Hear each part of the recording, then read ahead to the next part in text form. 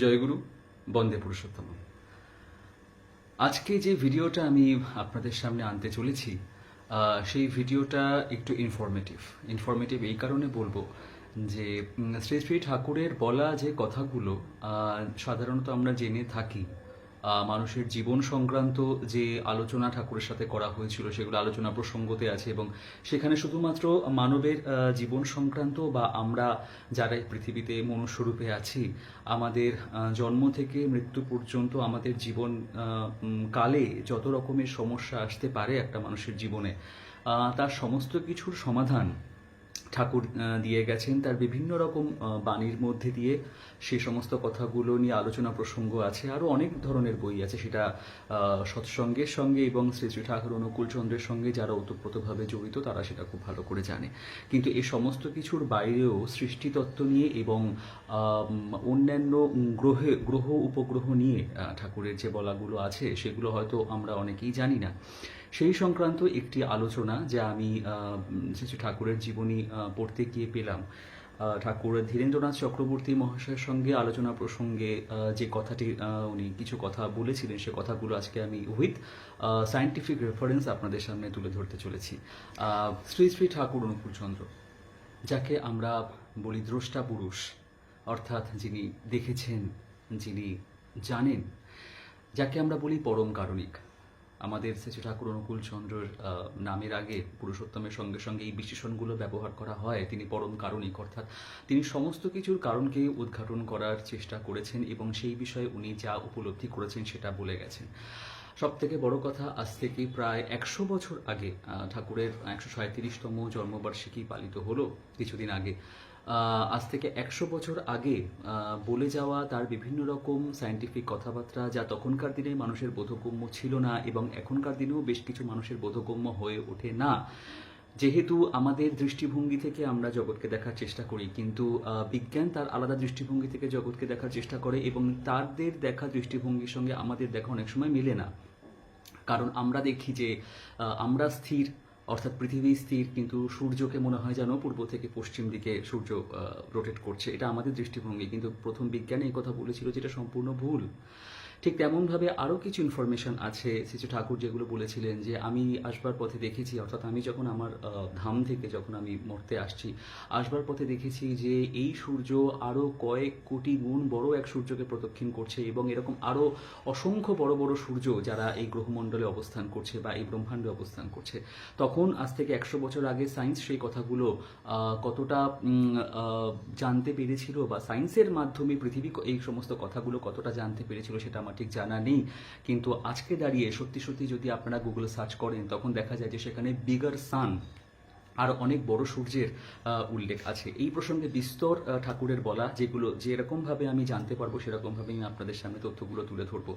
কিন্তু আজকে যে বিষয়টি আমি আপনাদের সামনে উপস্থাপনা করতে চলেছি, কেন আমাদের শ্রী ঠাকুর অনুকূলচন্দ্রকে দ্রষ্টা পুরুষ বলা হয়েছে, ঠাকুর দেখেছেন এবং তিনি যেটা উপলব্ধি করেছেন সেটা উনি বলে দিয়ে গেছেন। তখনকার দিনে মানুষের হয়তো মনে হয়েছিল যে এই কথাগুলো ভিত্তিহীন, কিন্তু বর্তমানে সায়েন্স যেটা ফিল করছে সেটা আমি আপনাদেরকে জানাবো। এবং সেটা সত্যি আমাদের কাছে অনেকটা আশ্চর্যের বিষয় যে তখনকার দিনে সেরকম কোনো পরিকাঠামো না থাকা সত্ত্বেও এবং শ্রী ঠাকুর অনুকূলচন্দ্রের একাডেমিক কোয়ালিফিকেশনও সেরকম ছিল না, শুধু মাত্র তার অনুভূতি এবং তার স্মৃতির ওপর ভিত্তি করে তিনি যে কথাগুলো বলে গেছেন সেগুলোর সাথে কি করে আজকের বিজ্ঞান হুবহু মিলে যাচ্ছে, এটাই সব থেকে আশ্চর্যের বিষয়। তো যাই হোক, আমি আমার বক্তব্যটা শুরু করছি। শ্রী ধীরেন্দ্রনাথ চক্রবর্তী মহাশয়, যার সঙ্গে ঠাকুরের কথোপকথন এখন আমি পড়তে চলেছি, সেটা এখন আপনারা একটুখানি মনোযোগ দিয়ে শুনুন। শ্রী শ্রী ঠাকুর কলকাতায় আসিয়া 1 by 1 সি হরিতকি বাগান লেনে অবস্থান করিতেছেন। তাহার সঙ্গে সাক্ষাতের জন্য আমি, অর্থাৎ শ্রী ধীরেন্দ্রনাথ চক্রবর্তী এবং কেষ্টদা, সৎসঙ্গের শ্রদ্ধেয় ঋত্বিকাচার্য প্রায়শই বিকেলবেলায় তথায় যাইতাম। কেষ্টদাই আমাকে ডাকিয়া লইয়া যাইতেন। শ্রী শ্রী ঠাকুর যেন আমাদের জন্য উদ্গ্রীব হইয়া থাকিতেন। সেদিন যাইবা মাত্র বলিলেন, কাম টু মি কেষ্টদা, I shall make you fisher of men. আমরা গিয়ে তাহার একান্ত সন্নিধানে বসিলাম। শ্রী শ্রী ঠাকুর বলিলেন, এমন একটা যন্ত্র আবিষ্কার করতে পারেন না যাতে জীবজন্তু পশু পক্ষী সবার সাথে কথা পাওয়া যায়? কেষ্টদা বলিলেন, সে কিরকম? উত্তরে শ্রী শ্রী ঠাকুর বলিতে লাগিলেন, পশু পাখিদের ভয়েস রেকর্ড করে তার থেকে অ্যালফাবেট বের করলেই হয়।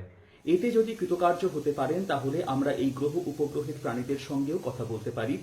মঙ্গল গ্রহ পৃথিবীর খুব কাছে, ওখানকার অধিবাসীদের সবসময় আমাদের সঙ্গে ভাবের আদান প্রদান করতে চায় এবং মেসেজও পাঠায়, কিন্তু আমাদের এখানে বিজ্ঞানের ততদূর উন্নতি না হওয়ায় আমরা তার প্রত্যুত্তর দিতে পারি না। আমি বলিলাম, আপনি কি মঙ্গল গ্রহে গিয়াছেন? তিনি বলিলেন, হ্যাঁ গিয়াছি বই কি, শুধু যাওয়া, তাদের সঙ্গে কথাবার্তা বলা, মেলামেশা, এই আপনাদের সঙ্গে যেমন করছি এই রকমই আর কি। আমি জিজ্ঞাসা করিলাম, সেখানকার লোকজন কি রকম, তাদের আচার ব্যবহার কিরূপ, সে দেশের পরিবেশ কেমন ইত্যাদি কথা জানবার আগ্রহ হয়। তিনি বলিলেন, সেখানকার সঙ্গে এখানকার এমনই অমিল, উভয়ই এত বিভিন্ন প্রকৃতির যে সে দেশের কোনো কথা বলেই এখানে বোঝানো যায় না, তাই কিছুই বলা যায় না। সেখানে যখন থাকি তখন তাদের মতোই হয়ে যাই, আবার এখানে যখন থাকি তখন আপনাদের মতন। তাদের মধ্যে খুব বড় বড় বৈজ্ঞানিকও আছে, আমি আবার পড়ছি জায়গাটা, তাদের মধ্যে খুব বড় বড় বৈজ্ঞানিকও আছে। আমাদের সঙ্গে ভাবের আদান প্রদান হলে সেখানেও যেমন নূতন সৃষ্টি গজাবে, এখানেও তার ব্যত্যয় নয়। কেষ্টদা বলিলেন, আমরা কিভাবে তাদের বার্তা জানাবো? শ্রী ঠাকুর বলিলেন, আমরা এখান থেকে বার্তা পাঠাইব ইথারের মধ্যে দিয়ে, যেমন ওয়্যারলেস করছে, ওইখানে গিয়ে সেটা হয়ে যাবে শব্দে পর্যবসিত। তাই বলছিলাম, একটা ইউনিভার্সাল ল্যাঙ্গুয়েজের মতো।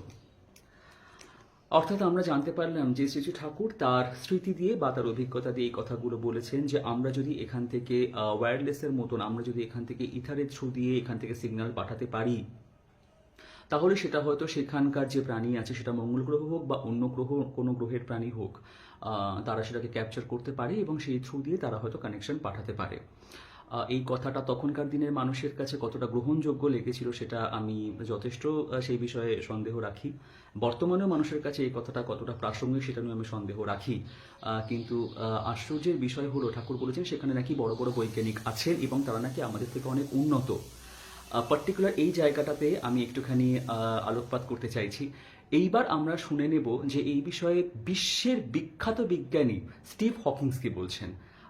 ঠাকুর এই কথাগুলো বলে গেছেন আজ থেকে প্রায় 100 বছর আগে বা আজ থেকে প্রায় 90 বছর আগে, কিন্তু বর্তমানে দাঁড়িয়ে বিশ্ববিখ্যাত বিজ্ঞানী স্টিভ হকিংসের কি বক্তব্য এই এলিয়ান নিয়ে, যাকে আমরা বর্তমানে এলিয়ান নাম বলেছি, এবং তারা আমাদের থেকে কতটা উন্নত হতে পারে সেই বিষয়ে আমরা এবার স্টিভ হকিংসের বক্তব্যটি শুনে নিই। It's time to commit to finding the answer to search for life beyond Earth. The breakthrough initiatives are making that commitment. We are live, we are intelligent, we must know. The scope of our search will be unprecedented. 1 million nearby stars, the galactic center, the entire plane of the Milky Way, and 100 nearby galaxies. We believe that life arose spontaneously on Earth. So in an infinite universe, there must be other occurrences of life. Somewhere in the cosmos, perhaps, intelligent life may be watching these lights of ours, aware of what they mean. Or do our lights wander a lifeless cosmos? এতক্ষণ আমরা শুনে নিলাম যে বিশ্ববিখ্যাত বিজ্ঞানী Steve Hawkins কি বলতে চান এলিয়ানদের সম্বন্ধে, তারা আমাদের থেকে কতটা অ্যাডভান্স, উনি কি ভাবেন সেটা আমরা শুনলাম। এবার আমরা শুনবো ইসরো অর্থাৎ ইন্ডিয়ান স্পেস রিসার্চ অর্গানাইজেশনের যিনি চেয়ারম্যান অর্থাৎ শ্রীধর পানিকর সোমনাথ, উনার বক্তব্য। কেননা উনিও কিছুদিন আগে একটি ইন্টারভিউতে বলেছেন যে ভারতের বিজ্ঞানীদের মতে এবং বিশ্বের বিজ্ঞানীদের মতেন অন্যান্য গ্রহের যে সমস্ত প্রাণীরা তারা আমাদের থেকে অনেক অ্যাডভান্স হতে পারে সমস্ত দিক থেকে। এই বিষয়ে এবার আমরা ওনার বক্তব্যটা শুনে নিই। There are aliens out in the universe. But do you think our planet is visited by extraterrestrials? Absolutely no doubt about it. See, we call ourselves an evolved creature, no? But just imagine, just 100 years back, you were nothing. You were not having these microphones, these cameras, these lights, the communication system, the television, nothing was there. Just 100 years back. In the last 100 years, you achieved all of this. Just imagine there is another civilization out there which is 1,000 years ahead of you. They will be so evolved. In 100 years, you can make this much of progress.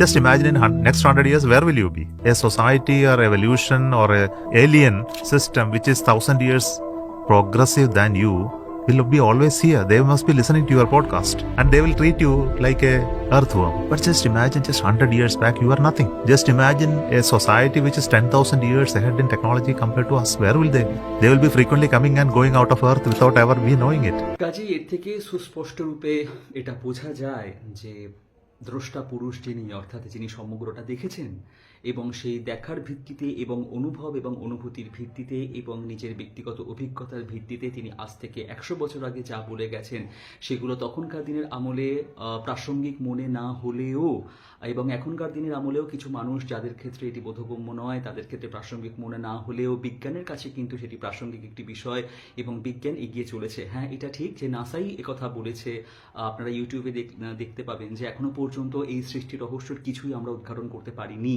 কাজে সেদিক থেকে দেখতে গেলে এখনো অনেক কিছু আবিষ্কার করা বাকি আছে এবং শ্রী ঠাকুরের সান্নিধ্যে দেশবন্ধু চিত্তরঞ্জন দাস যখন এসেছিলেন, ঠাকুরের কাছে এই সমস্তগুলো জানবার পর, এই বিষয়গুলো নিয়ে আলোচনা করার পরে উনি ঢাকুরিয়া লেকের কাছে 50 বিঘা জমি ঠাকুরকে দিতে চেয়েছিলেন, যাতে ঠাকুর সেখানে বিশ্ব গবেষণাগার তৈরি করেন। কিন্তু ঠাকুর পাবনা থেকে তখন আসতে রাজি হননি। যদি হতো তাহলে হয়তো কলকাতার বুকেই এরকম একটি বড় সংস্থাকে আমরা পেতাম। তো যাই হোক, ভবিষ্যতে যদি এই ধরনের আরও কিছু তথ্য আমি অবশ্যই আপনাদেরকে সেই বিষয়ে আলোকিত করার চেষ্টা করব। আপনারা সবাই ভালো থাকবেন, আপনাদের জীবন মঙ্গলময় হয়ে উঠুক। জয় গুরু।